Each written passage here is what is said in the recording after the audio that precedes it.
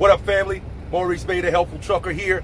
I'm excited today. If you're a brand new truck driver or you got very little experience, you're gonna be better off by the end of this video. I'm gonna share with you, in my opinion, what are some of the more common mistakes that new truck drivers and inexperienced truck drivers make. These are not big mistakes. At least they're not big on the surface. Some of them can lead to big issues, but these are simple mistakes. They're easy to make and they're common mistakes. As a matter of fact, I challenge anybody that hears all 12 of the mistakes that I'm going to share with you to leave a comment down in the comment section that says these are not really that common. I've never experienced any of them and I don't know anybody that's experienced any of them. So the purpose of this video is to get you more acquainted with some of the more common, easy to make mistakes that new truck drivers and inexperienced truck drivers tend to make. Some of these apply more to new truck drivers. Some of these apply to all truck drivers. The first mistake deals with trailer doors. You gotta make sure you double and triple check your trailer doors, specifically for a few things. One, to make sure they're securely latched. I've had my doors pop open on me while I'm going down the road before. It does happen. I've seen other drivers going down the road before and I've seen their trailer doors pop open as they're going down the road. I've also seen drivers pull away from the dock after they get the green light at a shipper and they're not watching their mirrors, and those trailer doors will get to swinging and they'll come unchained from the trailer and they'll get hung up on the trailer beside them. And I've seen a driver lose the door before because he wasn't watching the trailer door. I've seen drivers take out mirrors of the truck next to them because the same reason, because the trailer door gets to flapping and the driver isn't paying attention to those doors when they're pulling off from the shipper. The second easy mistake to make as a new or inexperienced truck driver deals with not paying attention or being in a rush when you're dropping your trailer or when you're picking up a trailer. If you're not paying attention, it's easy to forget to unplug your wires and pull off, or even forget to drop your landing gear. I've had both of those happen before, and it's a pain in the butt if your trailer is loaded. There's nobody around to help you to get that loaded trailer jacked back up again so you can get your truck up under it. I now, as a more experienced driver, I do that simple process of coupling and uncoupling. It's a routine. I do the same exact thing in the same exact order every single time. When I'm dropping a trailer, the first thing I do is undo the wires, then I drop my landing gear, then I pull my kingpin. When I'm picking up a trailer, the first thing I do is hook up the wires, then I lift up the landing gear.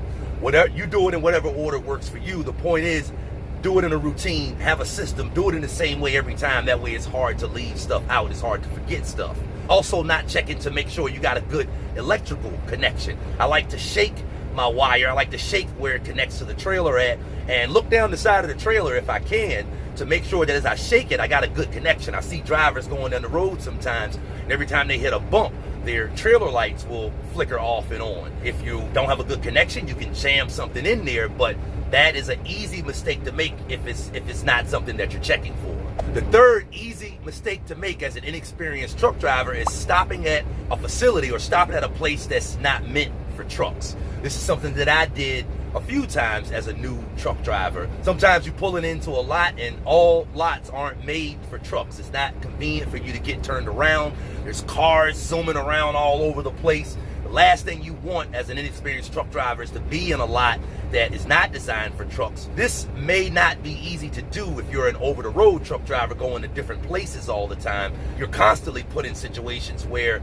you don't know about the lot that you're pulling into. I'm on the same routes every day, so this is easy for me to do. But whenever it comes to pulling in a lot that I'm not sure of, I'll stop the truck on the street, get out and look and walk in the lot to make sure that the lot is set up in a way where I won't have any problems getting out. Number 4, easy mistake to make if you're an inexperienced truck driver, and some of these are actually kind of funny, and this one doesn't apply to you guys that are driving brand new trucks. I know a lot of you guys are driving newer trucks. I drive an 07 International 9400, and so if you're inexperienced and you're driving an older truck, number 4 is running out of fuel if your fuel hand doesn't work. Because a lot of times on older trucks, the fuel hand doesn't work. This happened to me when I was a new driver, and I told my boss / my dad, I'm like, look, man, we need to get this fuel hand fixed so that I don't have to worry about running out of fuel. And he told me, he's like, dude, I've been driving a truck for almost 50 years. I don't recall ever driving a truck where the fuel hand worked. My pop suggested that I get a stick that I keep in the truck, and I should keep tabs on my fuel that way. Eventually, I encouraged him to get the fuel hand on the truck fixed, and then afterwards, I'm like, all right, so I'm good now. I got the fuel hand working. He's like, I still wouldn't trust the fuel hand. Keep the stick if you want to make sure you don't run out of fuel. Number 5, easy mistake to make as a truck driver is tearing up your cab extenders.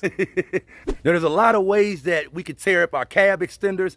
I would assume that one of the biggest ways that a driver tears up their cab extenders or messes up their cab extenders is by making real tight U-turns with the truck. Sometimes that's a result of being in a lot that you're not supposed to be in, what I mentioned just a few minutes ago. Sometimes if you're in a tight U-turn, the trailer can dip one way or the other, and it can easily push up against that cab extender. And nothing itches my butt more than seeing a real nice truck going down the road all chromed out with the damn cab extenders all mashed in and pushed in. Number 6, easy mistake to make as an inexperienced driver, and this is actually 4 of them, 4 little ones but big ones. Number 1, not keeping a check on your hub oil, not checking for wheel seal leaks. Number 2, not keeping your brakes adjusted. Number 3, and I'm pointing down here because that's where my air tanks are, but number 3 is not keeping your air tanks drained, specifically in the wintertime. And number 4, not keeping your clutch adjusted. I have a friend right now who has to replace his clutch. And whenever I run across a truck driver or a friend of mine that's having a problem with their truck and I'm not familiar with how the problem works or how the solution works, I'm asking questions. So I'm asking this friend, I'm like, well, what causes a clutch to go out? Apparently there's a bearing inside the clutch that you need to keep greased, and you need to keep your clutch adjusted. According to him, one of the reasons why a clutch will go out and need to be replaced is because it's being driven and it's not being kept in adjustment. When it comes to those air tanks, the air inside of those air tanks, that compressed air gets moisture in it, and it has grease and oil and stuff in it as well. In the wintertime, the moisture can freeze up, but even in the summertime, you want to keep those air tanks drained. As far as the brakes, keeping the brakes adjusted, I know a lot of you guys have self-adjusting brakes. I got self-adjusting brakes on my truck.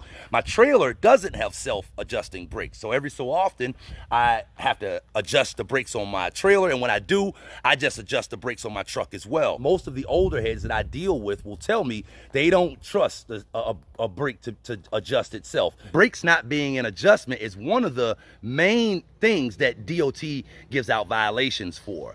I would imagine lights, brakes, and probably air leaks as well, but definitely brakes. In other words, even though most of us have self-adjusting brakes, one of the violations that the DOT gets us as truck drivers on the most is not having our brakes in adjustment. So you want to keep all 4 of those tightened up. Very easy mistakes to make that can cause big problems if you're new and you don't know. Number 7, easy mistake to make if you're inexperienced: going to the wrong facility. Not the wrong type of facility, but literally the wrong facility. This one might not apply to you OTR guys that are always going to different facilities, but I'm local. And a while ago, maybe a year ago, I was doing a run out to the western part of my state to a place that had multiple facilities. All of them were maybe 45, 50 miles from each other. But I was always used to going to one of those facilities. We'll just call it Facility A. So every week, 2-3 times a week, I go to Facility A. One week, I get a load going to Facility B, but I don't notice it because as soon as I see the company's name on the paperwork, I assume it's going to Facility A. I get to Facility A, we're halfway through unloading the truck when we realize what the hell is going on. I'm at the wrong facility. Now we gotta load the truck back up, and I gotta drive another hour to get to the right facility. That's a matter of just not checking the paperwork fully. That's something that an inexperienced driver will do. Even right now with hauling wood chips, the mill that I go into, they take 3 types of material. They take fuel wood, they take pine, and they take hardwood. Well, when I first started, for 3 days in a row, I'm pulling hardwood out of a certain place. The 4th day that I go, that same place loads me with pine, but I don't know because I don't check my paperwork. I'm inexperienced. So when I get there, I dump my pine in the hardwood spot. You don't dump all of those in the same spot, but I dumped my pine in the hardwood spot, and it didn't cause an issue.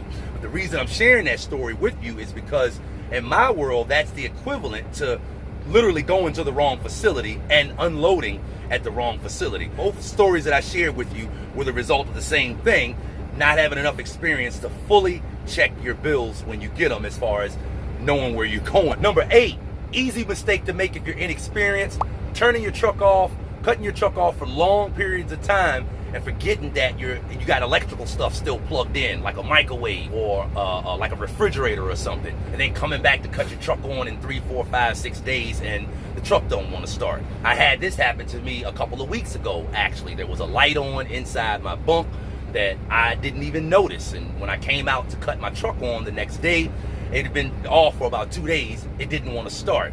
And I looked around at everything, didn't notice that the light was on. I actually went as far as to buy 4 new batteries, almost $700. And I took off the battery cover and I'm looking at all of the wires and all of the connections, and I'm like, man, this is a lot of stuff to take off. Before I take all this stuff off, let me double check and triple check a few things. And I realized there was a light on in the bunk. Charged my batteries up, started my truck. Haven't had any problems with that since then. That's a simple mistake that's easy to make if you're not thinking about it. Number 9, very easy mistake to make. This is for all truck drivers, and this is one that's funny as hell in my opinion. Thinking that you're in your truck when you're actually in your personal vehicle. Me and my wife were driving down the interstate a couple of weeks ago, and we're going 70 miles an hour. I'm driving, and I don't know what I was thinking about.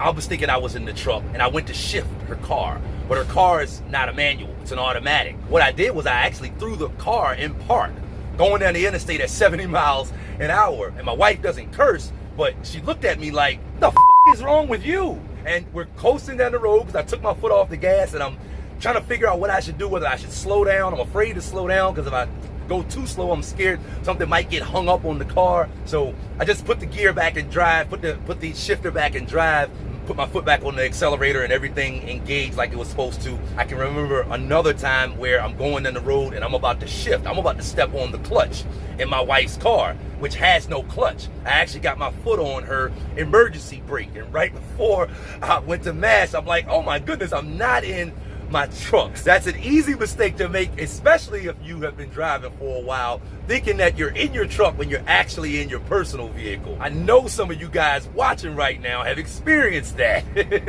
Number 10, easy mistake to make. Not keeping all of the phone numbers of anybody that you meet face to face that is willing to help you out. I've had this happen before. I'm talking to a guy, he's friendly, but I don't get his contact information because I'm thinking, I really don't need to, there's no need to get his contact information. A year later, I find myself in a different situation. I'm like, man, that conversation that I had with that guy, I would really love to talk to him right now based on my current situation. Anybody that you meet that's helpful, when you're talking to them face to face, get their phone number. You never know when you're gonna need to reach back out to them. Number 11, very easy mistake to make for inexperienced drivers. After you finish filling up at the fuel island, not pull it up before you go inside to use the bathroom or pay for your fuel. So when I was new, I'm forgetting that after I fuel up, I need to make space for the next driver to come in. And so I'll go in the pilot and I'll use the bathroom and I'll eat and forget that I'm at the fuel island and actually get to talking to somebody for a few minutes and come back out in 15 minutes and see all of the fuel islands got 2 or 3 trucks waiting. And I'm like, oh my God, I forgot to pull up. When you get done fueling, pull up to the yellow line. And number 12, easy mistake to make if you're inexperienced. I made this mistake myself. It didn't cause any issues, but I did make this mistake.